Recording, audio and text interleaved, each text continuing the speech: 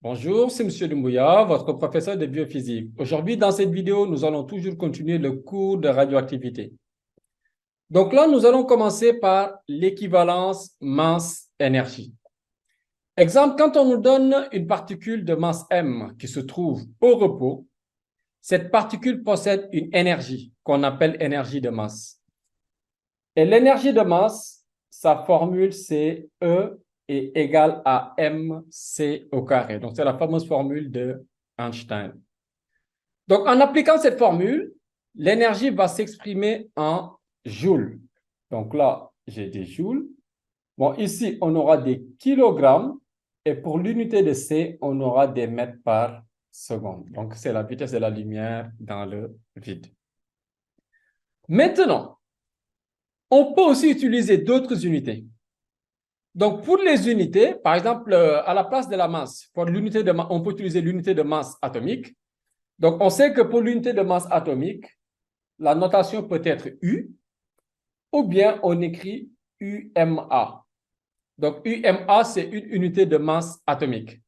Donc, une unité de masse atomique est à peu près égale à 1,66054 kg, 10 puissance moins 27 kg.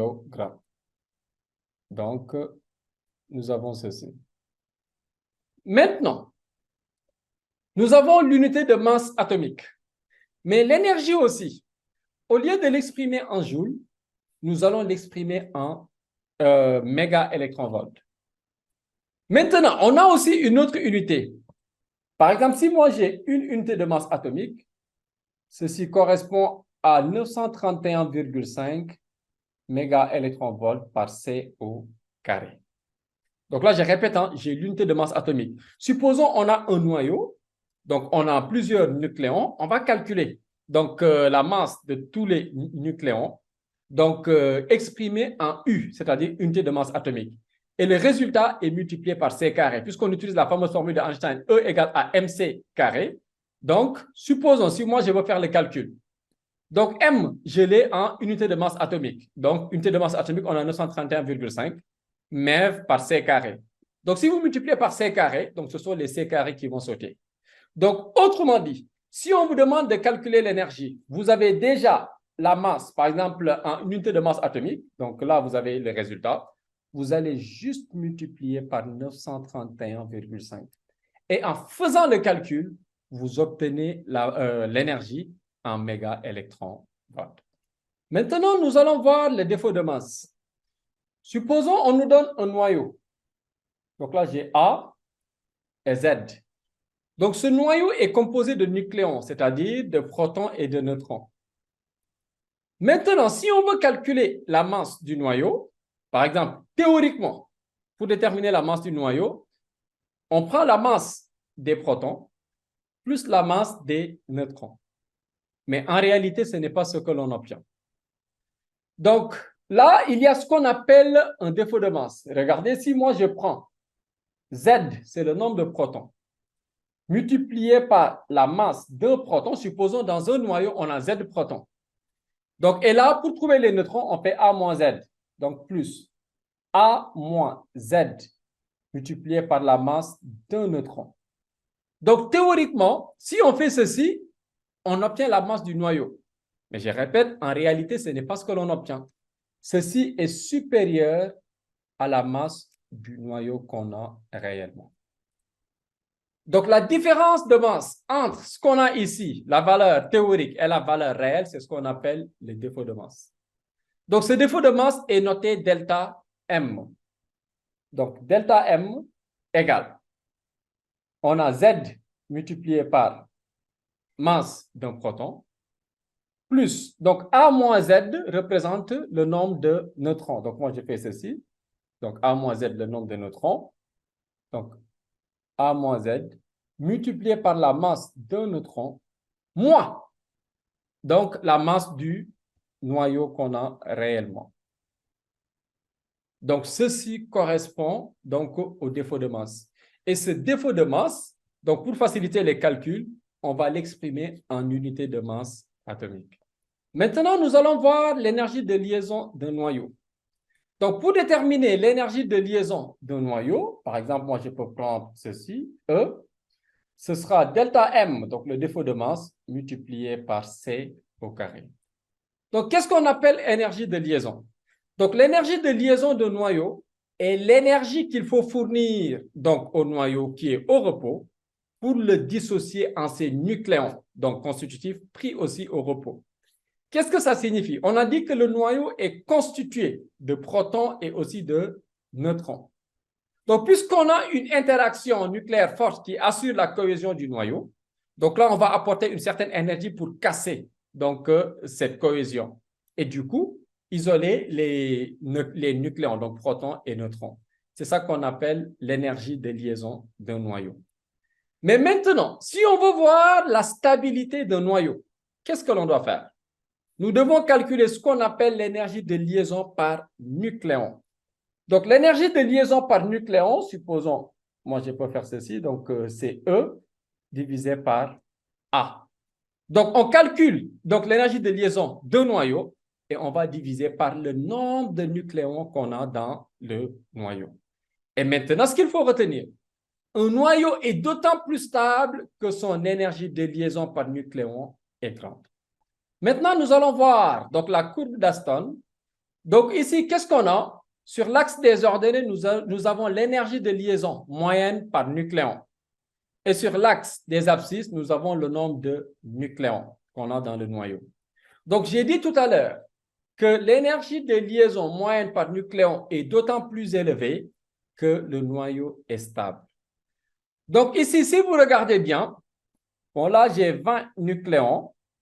Là, je vais mettre 195 nucléons.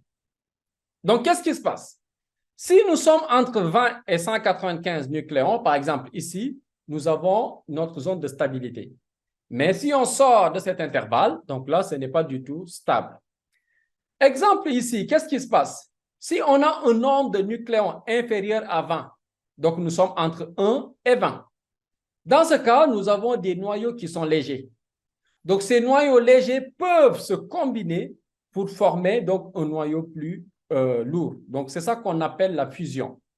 Exemple, si moi j'ai ceci, je prends le deutérium, donc j'ai ça, plus le tritium.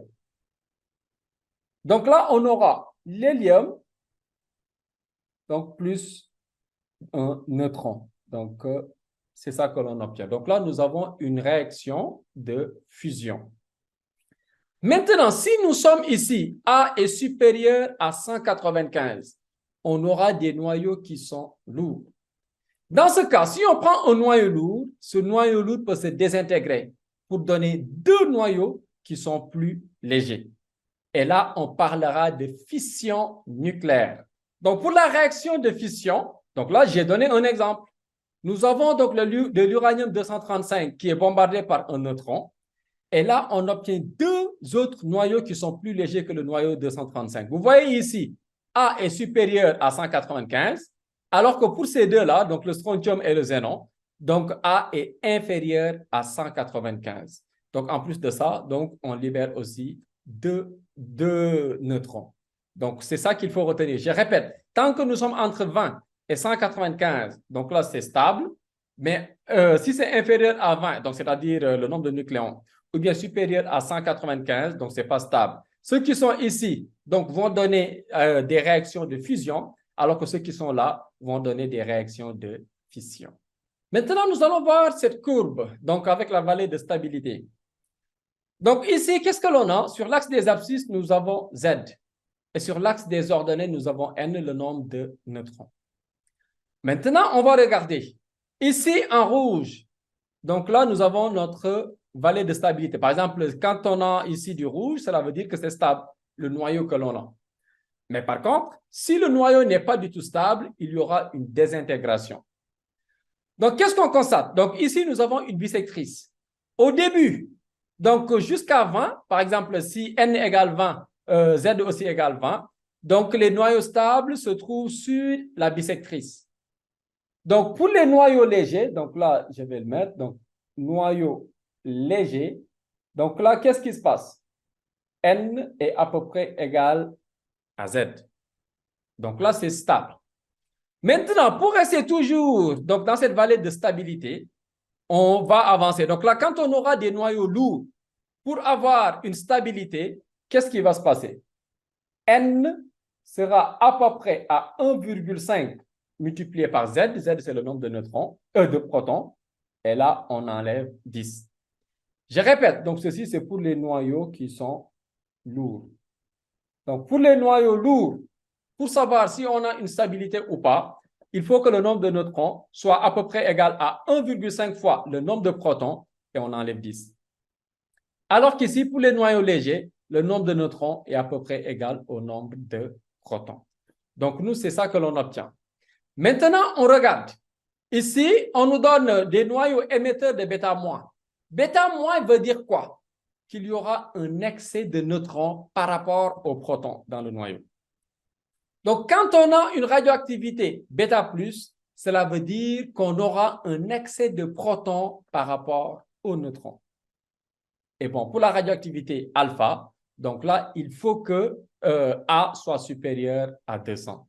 Ou bien, on dira que Z est supérieur à 82. Sinon, on n'aura pas de radioactivité alpha.